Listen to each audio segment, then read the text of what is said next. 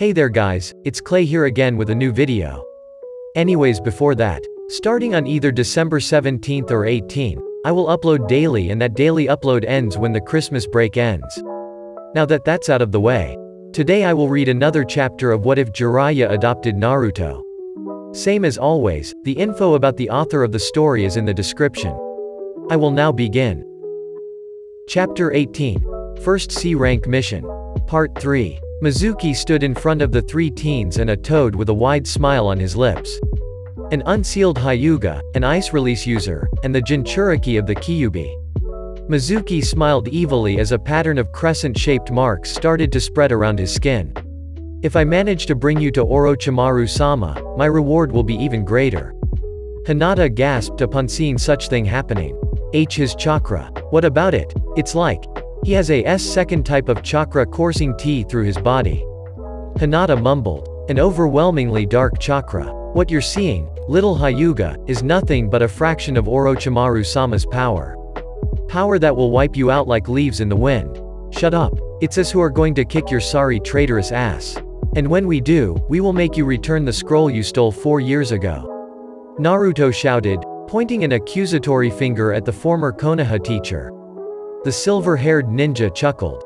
Ah, Naruto, loudmouth as ever. Guess that nobody gave you a much-needed beating to curb that aggressive personality of yours. Fortunately for you, I'll be more than happy to oblige, Mizuki said as he cracked his fingers. I'd like to see you try. Naruto then jumped at Gamakatsu's back again. Gamakatsu, let's go. Alright. The toad then leapt into mid-air once again. Meanwhile, Naruto's hands ran through hand seals. Water release. Water bullets. Wind release. Cyclone vortex.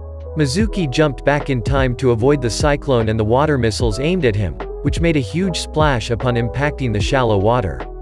The former Konoha ninja made a hand seal. Shadow clone jutsu.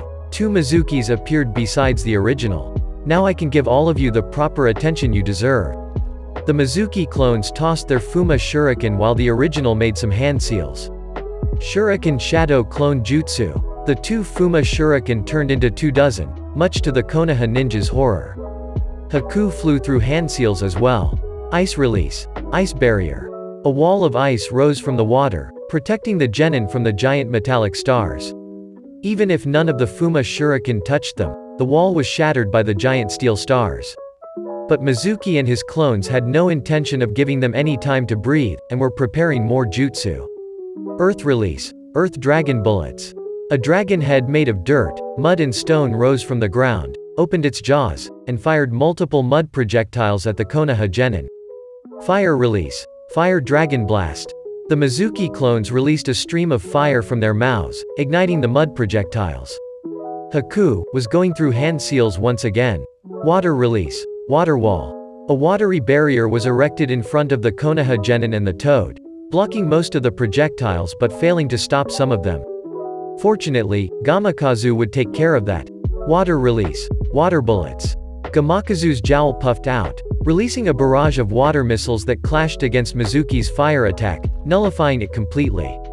Come on, we have to get to him before he pelts us with more jutsu. Come on Hinata. Naruto rushed forward, with the Hyuga behind. Haku-kun, provide us with some cover.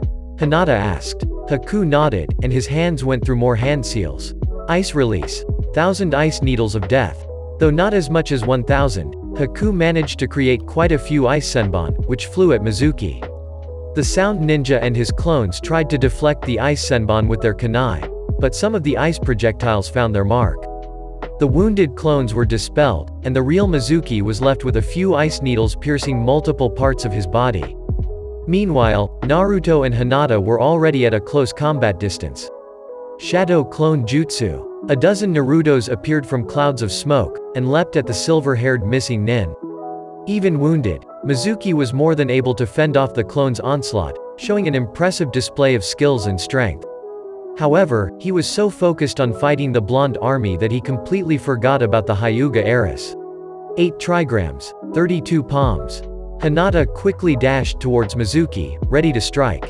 2 strikes. 4 strikes. 8 strikes. Unfortunately, before she could deliver 16 strikes, Mizuki grabbed her by her wrist the moment she was about to strike him, and with an impressive force, he tossed her against a couple of Naruto clones, which were poofed immediately upon being hit. "Hinata, are you okay?" The original Naruto quickly went to check if Hinata wasn't hurt, and to help her on her feet. "Why yes, Naruto-kun. He's way stronger than he looks. That second chakra also increases his speed and strength. Fortunately, I closed some of his tenketsu," the Hyuga explained. Naruto smiled brightly. "Well done, Hinata. Let's see if you can land all 32 strikes next time." "Like hell I'm going to let a next time happen, you dumb brats," Mizuki angrily yelled. The black marks on his skin started to glow with a fiery light, almost as if the markings were made of fire, and spread around the rest of his body. When the glow vanished, Mizuki had turned into a completely new being. "I didn't think I'd have to resort to the advanced level of the cursed seal, but if you insist on making me mad." In his advanced cursed seal form, Mizuki had grown slightly larger and more muscular, to the point that the sleeves of his shirt were completely torn by his now thicker arms. His skin was now maroon, and his hair was much longer. His eyes were now yellow, with black sclera, giving him a demonic or otherworldly appearance. A pair of natural blades grew from the back of his hands. But the biggest change by far was an additional pair of arms sprouting from his back, though rather than having hands, these arms ended in huge sickle-like blades, almost like the arms of a praying mantis.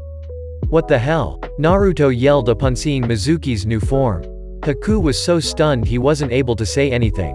And while the transformation left both Naruto and Haku shocked, it left Hinata, who watched it through her Byakugan, completely horrified.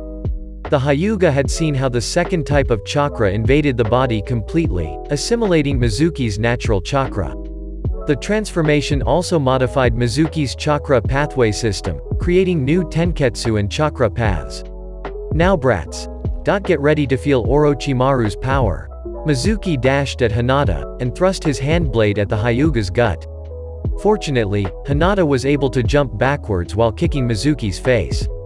Naruto created more clones and sent them at the inhuman ninja, but Mizuki's mantis-like additional arms shredded them into pieces.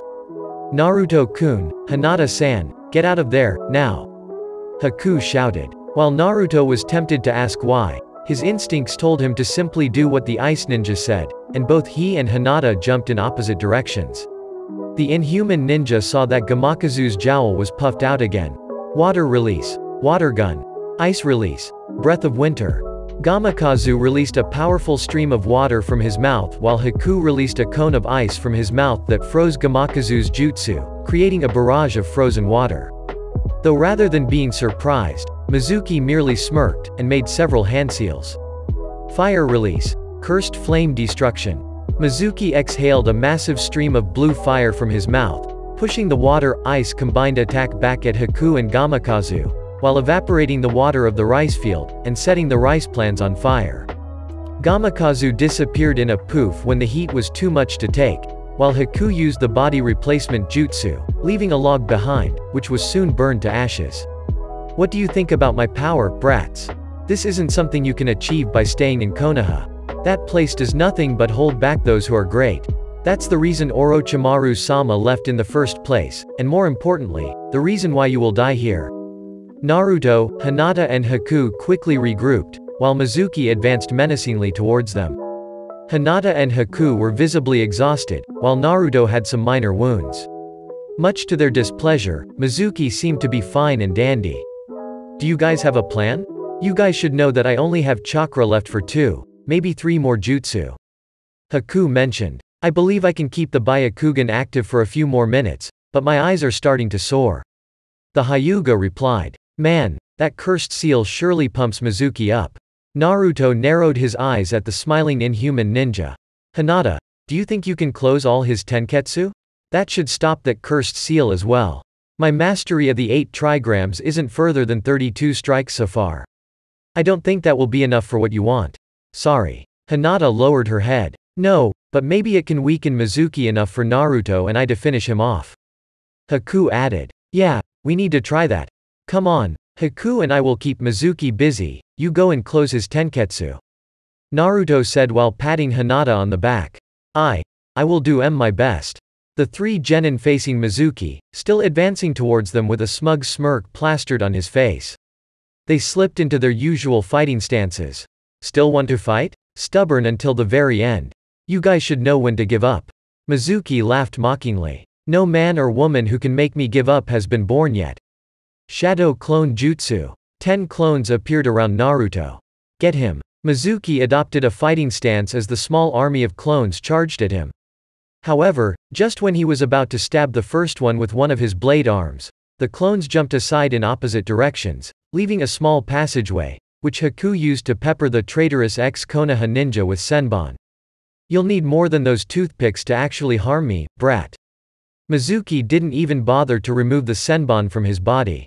How about this then? All the clones pulled out a curved Fuma shuriken and tossed them at Mizuki at the same time. Mizuki, however, used his increased agility to dodge most of them, and used his additional bladed arms to parry those he couldn't dodge. Unfortunately for him, this had the effect of being left completely wide open. Hinata, now. The Hyuga Arias quickly dashed towards the maroon-skinned ninja, ready to strike. 8 trigrams. 32 palms. That again? Like hell, I'm going to let you do it again. Mizuki turned to grab Hinata's arm before she could deliver the first blow. Like hell, we're going to let you stop her. Haku flew through hand seals. Ice release. 1,000 ice needles of death. Mizuki had to use all his 4 arms to protect himself from the rain of ice spikes, leaving him vulnerable to Hinata's attacks. 2 strikes. 4 strikes. 8 strikes. 16 strikes. 32 strikes. The last strike was so potent that she pushed Mizuki a few meters backwards. Naruto then used 2 clones to push him and gain enough momentum, and delivered a devastating flying kick to Mizuki's face, which hurled him backwards even further, making him fall on his back with a loud thud. After a moment of silence, Hinata's Byakugan deactivated automatically and fell on her knees. Naruto immediately rushed to her. Hinata, are you okay? The blonde asked, concerned. Why yes. I'm just a bit tired. I never had to fight and use the Byakugan for so long. Hinata replied, panting a bit. You were amazing, Hinata. I knew you could do it. Naruto congratulated as he patted her on the back. Hinata blushed a little. Why you think so? Of course, Haku interceded. If it wasn't for you. Haku was unable to finish his sentence as Mizuki's handblade stabbed in his gut. Mizuki then pulled his natural spike from Haku's body, and hatefully kicked the ice ninja backwards. Naruto and Hinata couldn't help but stare at the scene, speechless. Mizuki looked at them and laughed. What? Did you thought that such a pathetic attack was enough to finish me off? The former academy instructor teased cruelly before moving to hit Naruto. Acting on reflexes, Hinata moved to intercept the attack, but she was unable to block it in time and Mizuki's punch hurled her backwards, while her body spun violently. Naruto didn't had time to react before Mizuki sunk his knee into his stomach, before delivering a painful kick to the face, knocking Naruto on his back. Then again, the combo from that Hyuga bitch would have left me completely wrecked and with hardly any chakra. Thanks goodness I'm more than human now, hee hee. Well, time to finish the job. Mizuki cracked his fingers before moving towards Hinata. Naruto struggled to get up, but between the emotional shock of his friends being beaten to death, and the physical strain of the prolonged battle, he was unable to move. So, this is how it ends. Both Mai and I friends, killed on our very first mission outside the village, at the hands of a traitor. The Jinchuriki never felt so angry before. Not only angry for being beaten by such despicable man, but the fact that he was unable to protect his friends. How was he supposed to become Hokage, the man who has to protect the whole village, when he couldn't even protect his teammates? His parents always warned him against the harsh realities of the ninja world, but he never truly understood them until now. As he heard the soft splashes of water made by Mizuki's steps, he knew that their death was closer by the second. If he only was stronger.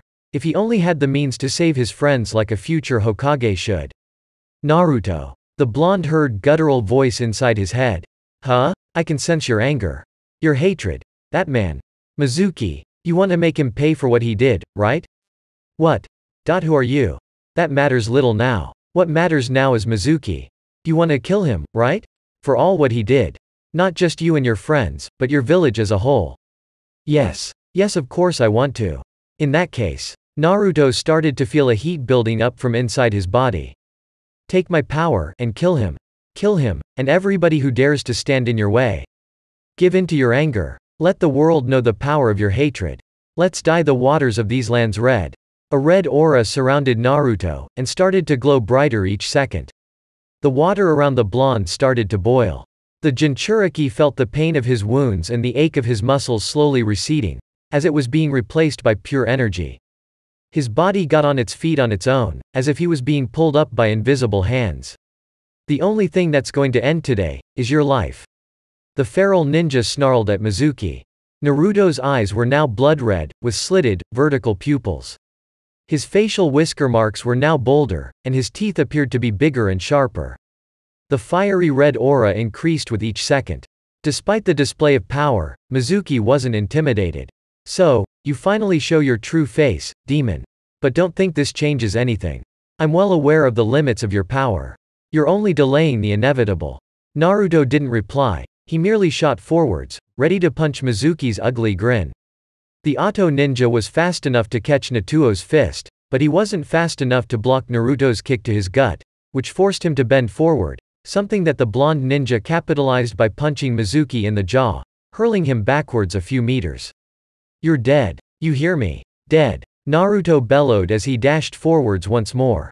Mizuki quickly got up. At the same moment, Naruto was once again at hand-to-hand range, ready to deliver another punch. This time, Mizuki tried to impale the Konoha genin with his mantis-like arms, but Naruto caught both sickle-shaped blades with his bare hands. His hands started to bleed, but Naruto didn't seem to be bothered in the slightest. Then, with an impressive show of strength, he tore the sickle-shaped blades off. Raaaargh. You son of a bitch. Mizuki yelled in pain. Naruto lunged once again, ready to impale Mizuki with his own blades. But in his state of unbridled anger, he was left wide open, vulnerable to Mizuki's hate-filled kick, which stopped Naruto's momentum and sent him hurling backwards. Naruto tried to get up once again, but Mizuki wasn't going to leave him any room to breathe, and kicked him once again. He then started to relentlessly kick Naruto until the red aura vanished. I have to admit, I underestimated the power of the Nine Tails. But that demon will soon be history once I kill you. Mizuki raised his handblade, ready to impale Naruto. However, before he had the chance to claim the blonde's life, Mizuki saw a white and red blur flying at him, kicking him in the face and tossing him backwards. Don't you dare to touch my student, you monster. Mizuki got up, and after cleaning the blood from his broken mouth, he saw his attacker, an attractive raven-haired kunoichi in her late 20s. He took a few seconds to realize who this woman was. Kuranai? Oh, of course. Naturally, Konoha wouldn't let children run away unsupervised. I presume you're their Jonin-sensei, right? Kuranai frowned. That's correct, creature. And you're not going to lay another finger on them as long as I'm here. And how do you know who I am? Oh come now, you hurt me Kuranai. I knew that we weren't exactly close, but you should at least remember me given that we used to be classmates. Classmates? What are you tall? Wait a minute. Mizuki. Kuranai narrowed his eyes at him, a bit puzzled. Bingo. I knew you were among the smart ones. As a reward, I will spare you from seeing your precious students die by killing you first. Mizuki chuckled. I'd like to see you try, you traitor. Oh, I will do more than just try. Mizuki's hands flew through hand seals. Fire release. Cursed flame jutsu. Once more, Mizuki exhaled a massive stream of blue fire. Kuranai didn't waste time and made several hand seals as well. Water release. Wild water wave. Kuranai gushed an equally large stream of water from her mouth. Both elemental attacks collided, resulting in a cloud of steam. However, Mizuki's fire jutsu was starting to lose power, and thus losing ground to Kuranai's water jutsu. In the end, Mizuki was overwhelmed by the water attack. The traitorous ninja tried to get up, but a wave of pain surged through his body when he tried to move. My body. What's going on? Where did all my power go? Mizuki desperately thought, until he found the answer. The cursed seal. Kabuto told me not to overdo it. I have been using it for too long. As he deactivated the cursed seal, his body started to regress to his original human appearance. The pain started to recede as well. However, he was starting to feel incredibly exhausted. He had no chance to defeat a well-rested Jonin in such circumstances. You left poor Tsubaki heartbroken, you know that, scum? Kuranai angrily asked as he walked towards him, holding a kunai. But it's okay. Once I take you back to Konoha, she will be able to break up with you properly. Right before you're executed for treason. Despite his poor odds, Mizuki allowed himself to smirk, as his hand reached his tool pouch. While I might die one day, it won't be today. Nor will be by your hands, Kurenai. This land belongs to Orochimaru-sama, and those who dare to step foot on it will die, one way or another. Farewell. Mizuki then threw a smoke ball, and took advantage of the resulting cloud to escape. Kurenai entertained the thought of chasing him, since he couldn't be too far, but in the end decided that helping her students was more important. 2 hours later Naruto opened his eyes. He blinked several times before his eyes could adapt to the light. Before briefly and hazily inspecting his surroundings, his mind drifted towards his last memory, the fight against Mizuki, and how the former Konoha ninja was about to kill both him and his teammates. Hinata! Haku! He instinctively yelled. Naruto felt somebody grabbing his hand. Calm down, Naruto. They're okay, as so are you. Kurenai softly reassured. Naruto realized that he was on a bed, in the same room he had been spending the last couple nights. In the other bed was Haku, who apparently was asleep. Kurenai and Hinata were at both sides of Naruto's bed. The latter looked relieved to see Naruto awake. What happened? Naruto managed to ask. Kurenai-sensei appeared and defeated Mizuki for us. Then she brought us back here. Hinata hurried to explain. Then Hinata treated both Haku and you. Haku had some serious wounds, but fortunately he's out of danger now. Kurenai continued. It's a good thing that Hinata is a medic nin in training. Guess that Tsunade-sama knew what she was talking about when suggested that all squads should have a medic nin. Yeah, Mom's awesome, isn't she? A foxy grin plastered on Naruto's face. Said smile, however, was short-lived, as his mood surely grew somber. Kurenai-sensei, what about your trip to the capital?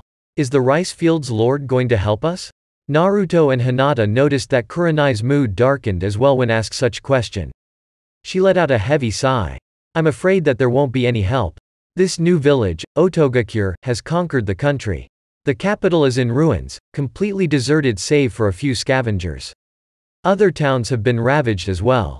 Hell, Sawa may be the only town left, and when word of our presence here gets out, it will suffer the same fate. Hinata looked distraught. Then, what are we going to do? We can't protect this town if more ninjas like Mizuki come again. There's no other option. The only viable course of action will be to escort the townspeople left here to the Land of Fire, Kurenai answered. We will have to protect them from any attacks while they cross the border. Naruto looked unsure, his resolve wavering for once. Mizuki did quite a number on us, and he was just one. What if they send more ninja with those freaky mutant powers?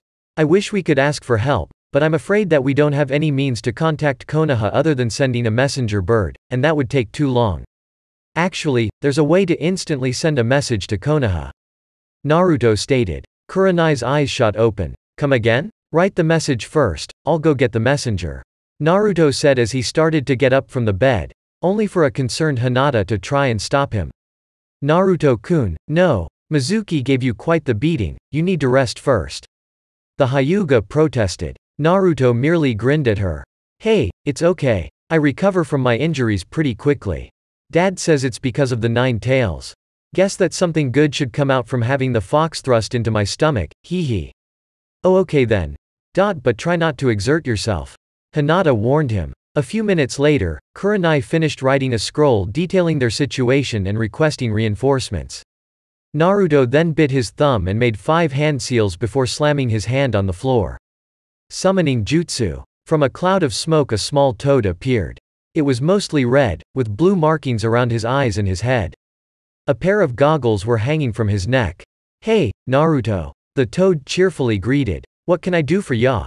Kosuke, I need you to deliver a message to Dad. It's super important. As in, a matter of life and death important. Naruto remarked. He then turned to his sensei. Kurenai-sensei, give him the message. After staring for a couple seconds, Kurenai dumbly nodded and handed the furled scroll to the small red toad. Consider it done, Naruto. Kosuke said before vanishing in a cloud of smoke. After a couple minutes, Kurenai spoke. Naruto, I don't want to badmouth your or Hokage-sama's summons, but do you trust that that toad will deliver the message in time? Actually, I'm pretty sure that Dad is already reading that scroll as we speak. Naruto confidently replied. Kurenai raised an eyebrow. That fast? Do the toads have a way to teleport to Konoha? As a matter of fact, they do. Naruto's statement took Kurenai aback.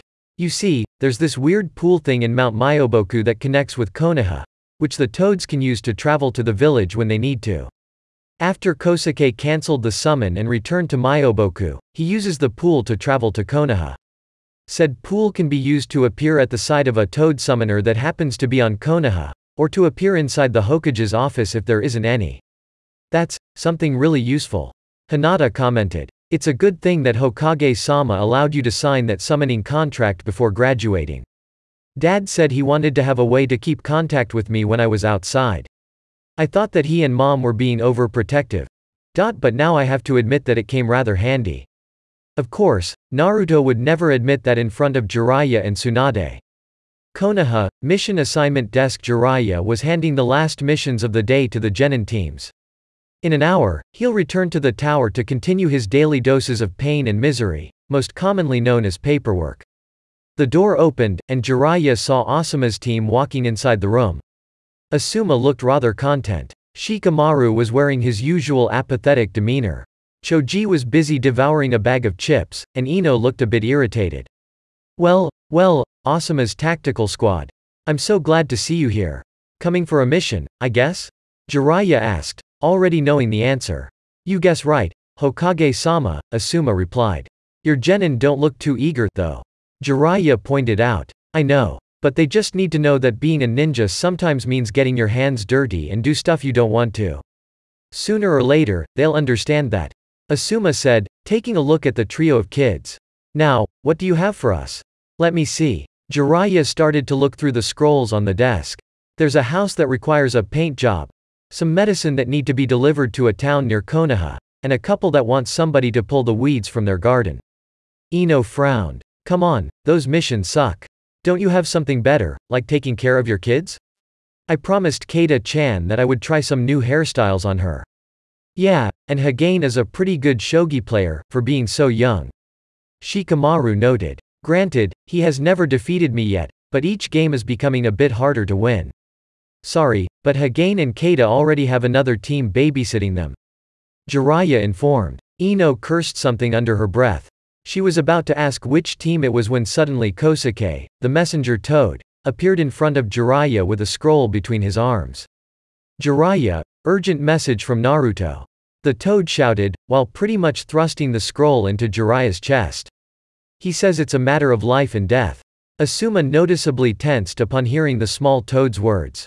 Ino remembered that Kurenai was Naruto's sensei, who was more than just friends with Asuma, regardless of how much Asuma tried to deny it. Jiraiya unfurled the scroll, and started to read. His expression grew darker, which wasn't that surprising, considering the way the toad announced his entrance.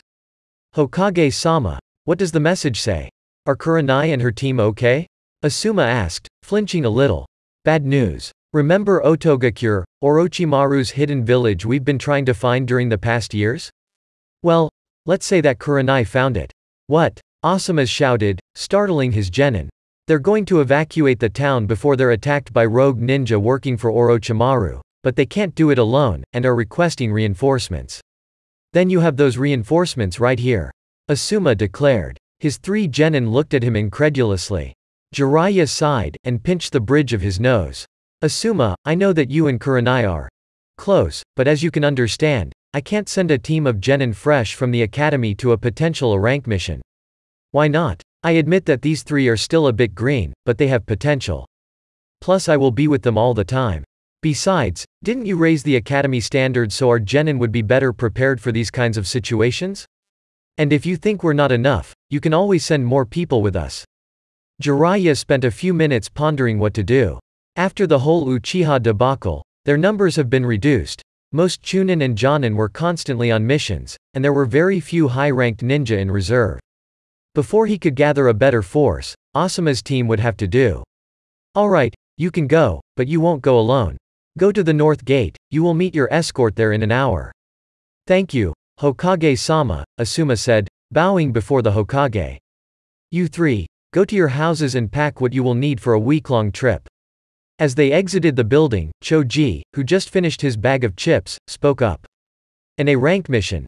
Isn't that a bit too much for us?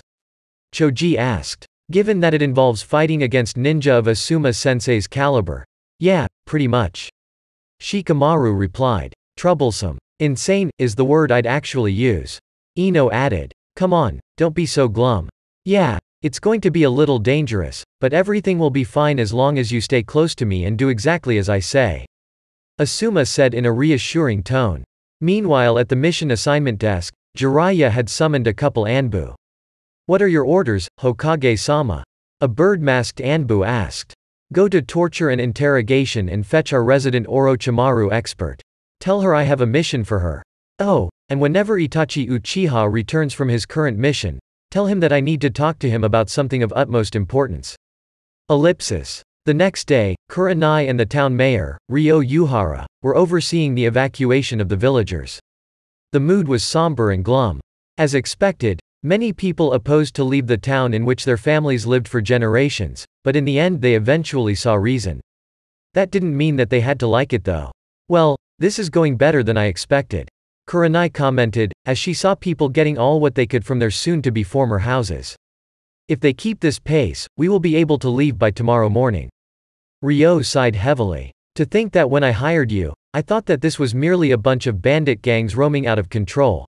I can't believe that we're forced to leave our beloved home like this.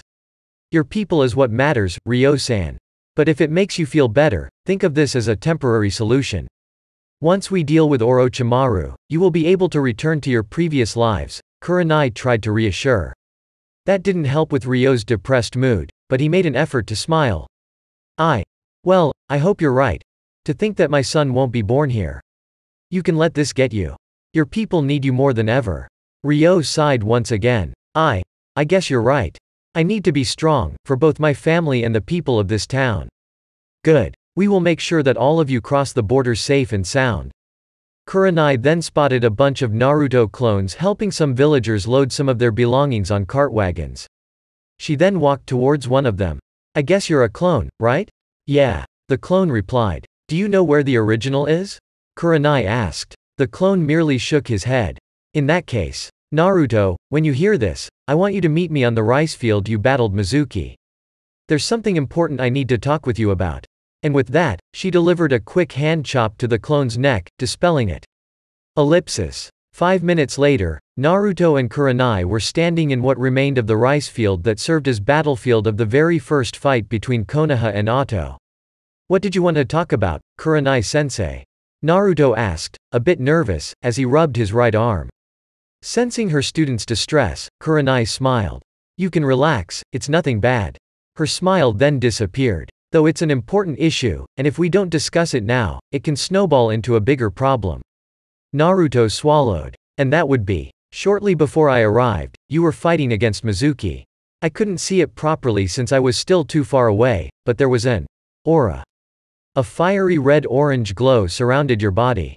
It disappeared when Mizuki got the upper hand of the fight, but even being so far away, I could sense an incredibly powerful and evil chakra coming from you. I think I don't need to elaborate any further to know what I'm talking about, right? Naruto averted his gaze. The 9 tails.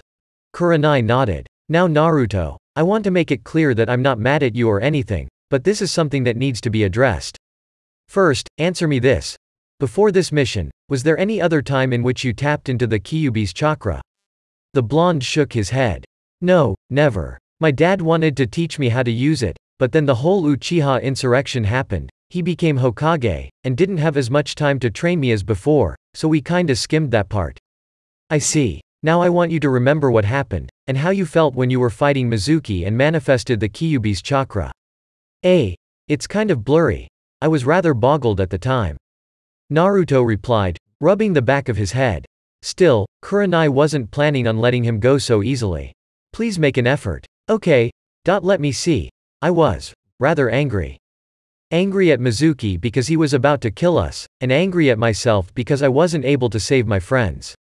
Naruto began. Kurenai listened intently. And what happened then? I think I heard a voice. What did the voice say? I don't remember. Kurenai frowned at Naruto, which made the blonde raise his hands defensively. It's true, I swear. If I remember I'll tell you. We can go back to that later. What happened next? Kurenai pressed. All I remember is that I wanted Mizuki dead. I already told you it's kind of blurry, but that's all what I remember. I wanted Mizuki dead. I felt like my body was moving on its own but it didn't bother me. I wasn't in control of my body, but my body was doing what I wanted. This must sound super weird, right? Absolutely not. Kurenai sharply replied. For the time being, I heard enough. If you ever feel like that again, even if it's just for a fraction of a second, tell me, okay? Naruto obediently nodded. Once all this madness is over, we'll talk about this with Jiraiya-sama. I see. Naruto looked at his feet. Then he lifted his head again, meeting Kurenai's crimson gaze. What do you want me to do now? For the time being, continue what you were doing. Help the villagers pack up their stuff, and stay alert if an enemy appears. Hopefully, we will be gone by the time they attack, and the reinforcements we asked for will be here to support us. Right. When they returned to the town, there was a surprise waiting for them, but mostly for Kurenai. Turns out that 5 ninja had arrived, 2 of which she knew very well. The apparent leader of the group was having a talk with the mayor. Asuma? Anko? Kurenai asked out loud. Look who finally decided to show up. Anko cheerfully shouted as she walked towards the Genjutsu mistress. First mission out of town, and you need to ask for reinforcements. You have some rotten luck, girl. Kurenai frowned a bit. This isn't my first mission out of Konoha, Anko. Well, it is as a Jonin sensei. But I wasn't blaming you, you know. Asuma finished his talk with the mayor, and went to greet Kurenai as well. Hey, good to see that we arrived just in time, Kurenai. Asuma said, smiling at her. Kurenai smiled back and wiped a strand of her hair from her face. Indeed. I wasn't expecting you to show up. The red-eyed Jonin noticed Asuma's genin team behind him and Anko. Did you bring your students? Asuma simply shrugged. The more the merrier, right? This is a potential rank mission. I'm surprised Hokage-sama allowed you to bring them here, given the risks. Hey, relax. They came here to help with the evacuation. If a fight breaks out, they won't take part on it. We will do all the heavy lifting, Asuma explained, hoping to reassure Kurenai. Anko decided to intercede. So, you finally found out this Otogakure we've been looking for years. It was less a question and more a statement. We never thought looking in this country, since we didn't think there would be anything that would catch Orochimaru's interest. Guess we were wrong. We know it's somewhere on these lands, but I don't know its exact location. We'll need to send a team of spies to check it out once this is over. Kurenai replied. While the adults talked, Ino decided to start up a conversation with her 2 teammates. Have you seen the way Asuma-sensei and Kurenai-sensei looked at each other? They're so going out, but for some reason they don't want to admit it. Ino said while glancing at the 2 Jonin, who were still talking. Shikamaru raised an eyebrow. Do you think it's appropriate to talk about that in a situation like this? According to what Hokage-sama said, we could pretty much end up fighting a Jonin. Ino frowned at her Nara teammate. You're such a killjoy, you know that? I agree with Shikamaru. I heard that Naruto, Hinata and Haku nearly died fighting Auto Ninja. Choji commented. Thank goodness they're okay. You guys are no fun. Ino scoffed, as she turned her head away. Speaking of which, where are Naruto, Hinata and Haku? Haku is still resting at the inn, while Naruto and Hinata are helping the townspeople to pack their stuff. Kurenai told her. Why don't you go and help them? I'm sure that they will appreciate a few extra hands. Shikamaru groaned. Boy, no matter where we go, we never get rid of D-rank missions. This is all kinds of troublesome. Shut up and get moving, you lazy ass. Ino chided, while she went to find her former academy classmates, with Shikamaru and Choji following behind. Ellipsis. Undisclosed location. Land of the rice fields. After being granted permission by its only occupant, Kabuto entered Orochimaru's private study. As the medic Nin expected, the Sannin was studying the scroll of seals. During those times, he warned all his minions to not disturb him unless it was important. The silver-haired ninja hoped that his report was important enough. What news do you bring me, Kabuto? The snake Sannin asked in an oddly neutral tone, one that couldn't mask his irritation completely. Orochimaru-sama, the spies have returned. Kabuto announced. And Kabuto cleared his throat and adjusted his glasses. According to their report, people of Sawa Town are preparing an evacuation. They plan to cross the border and settle in the Land of Fire. Konoha had sent another squad of ninja to help with their exodus. What kind of reinforcements did Konoha send? Orochimaru asked. A team of 5 people, 2 Jonin and 3 Genin. According to their description, the Jonin matches the description of the Konoha ninjas known as Asuma Sarutobi and Anko Mitarashi. Orochimaru perked up upon hearing that last name. He turned at Kabuto and smiled wickedly. So Anko-chan is here? That makes things even better. Do you still plan to engage them yourself? Indeed. It will be a great chance to put these new eyes to the test, Orochimaru replied. In his unabashed anticipation, Orochimaru's eyes flared with a red glow, revealing a pair of fully developed Sharingan. So that is it for this chapter. I hope you enjoyed watching or listening to this video. Leaving a like and comment would be very much appreciated. Anyways, thank you all for watching. See you all later and bye.